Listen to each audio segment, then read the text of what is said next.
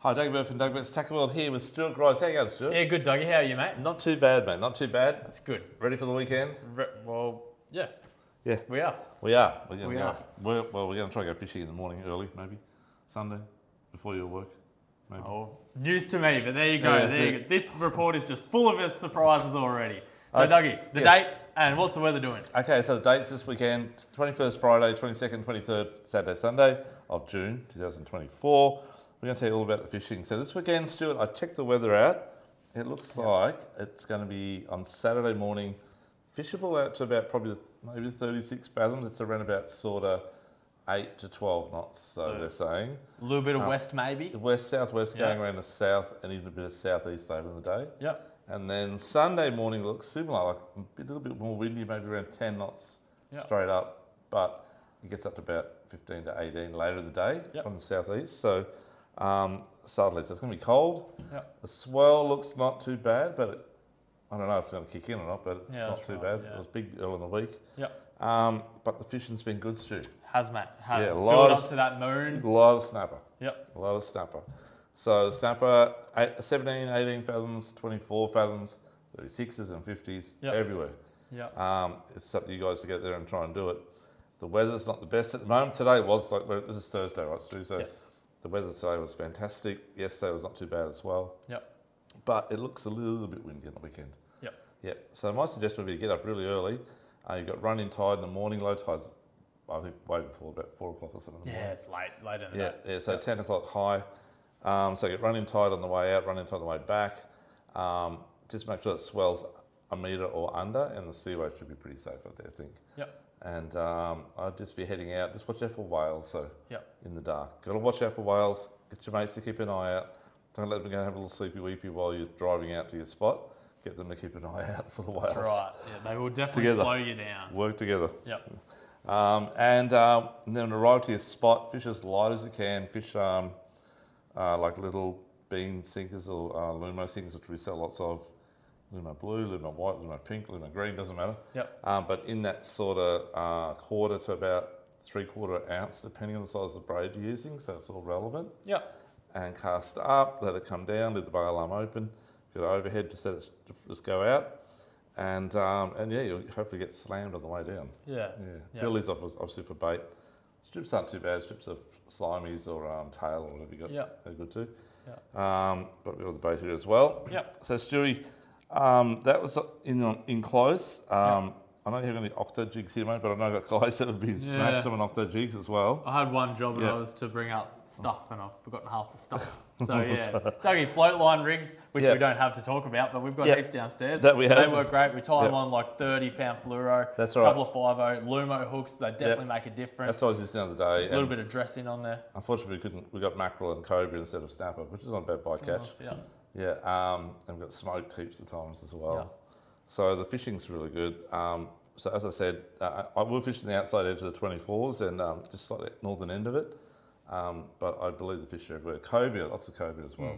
You need to upscale a bit for the cobia. We did get one in on about 30-pound braid. That was a bit of luck, but we got done on 2 big ones, I think. Yeah, so that was only on 20-pound braid. So yeah, you need a fairly strong line for those things. They're just taking pillies, like snapper, you know. Yeah.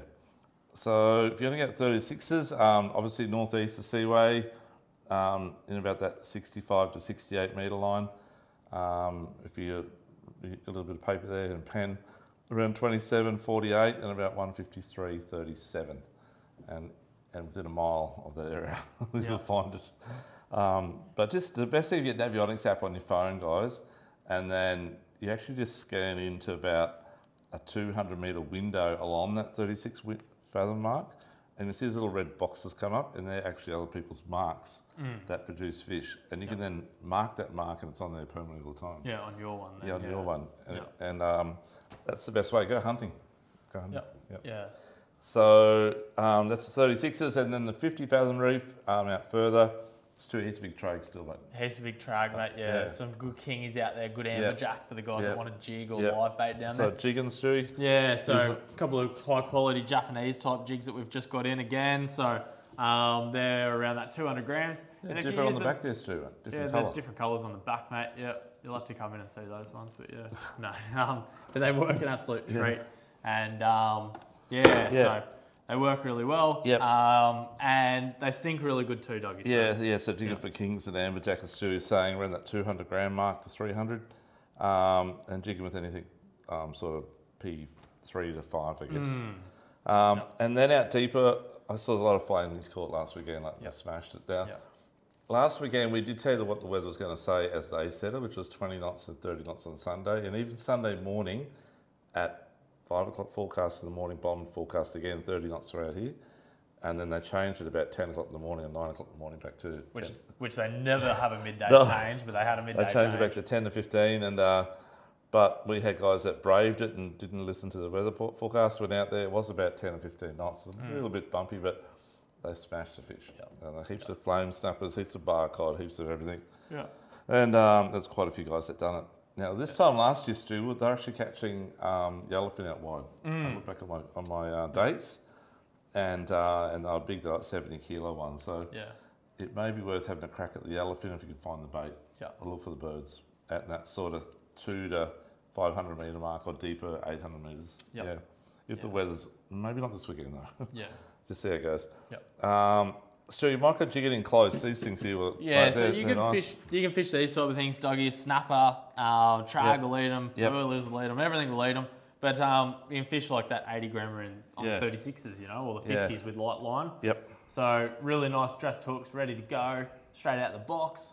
But they've been working good too. So now look, we all know the arrow squid are in the broadwater, right? But the last 2 weeks, a lot of our customers are getting really big arrows. I mean, like big ones that head size of your fist, just on the 18s and 24s, right? So if you're spot locked or anchored up and you have a spare rod that's not going to get in the way, drop down one of these bad boys here, like this sort of thing here.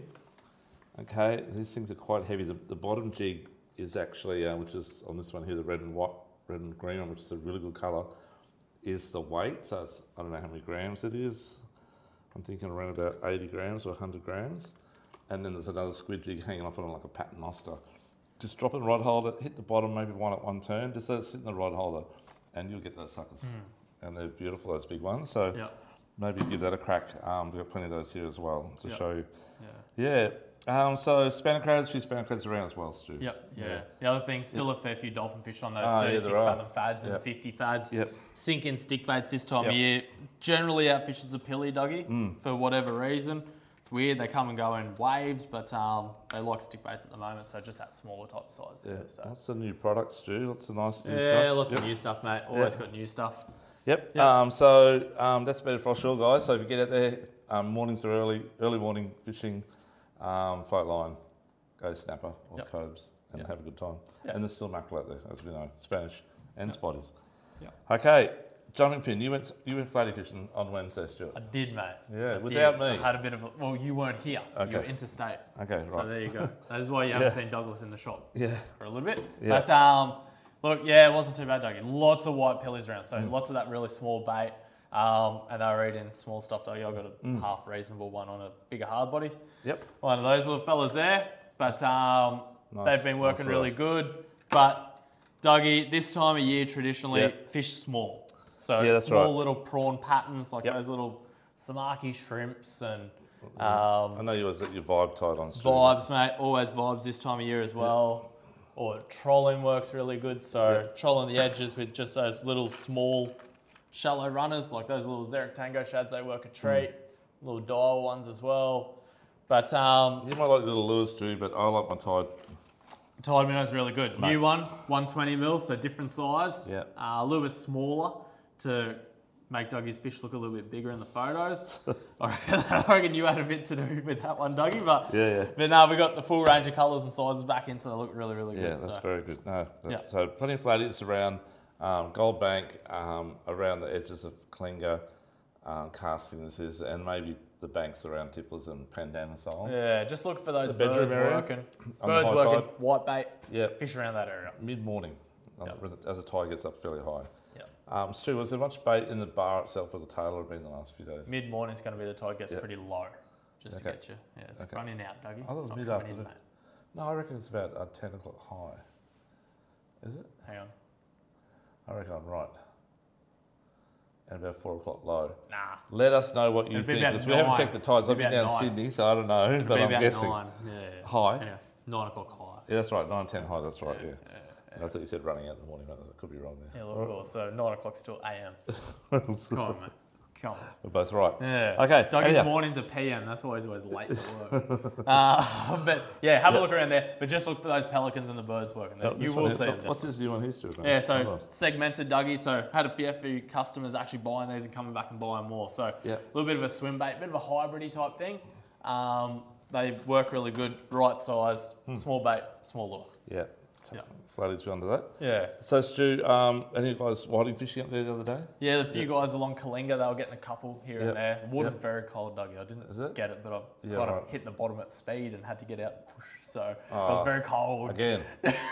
Well, at least I'm consistent. Yeah. But yeah, the shortcut had kind of the shortcut that I wanted to take. It silted up. But yeah, so cold water, but still a fair few wide around. Lots of big brim in the shallows too. So big brim in the year. Yeah.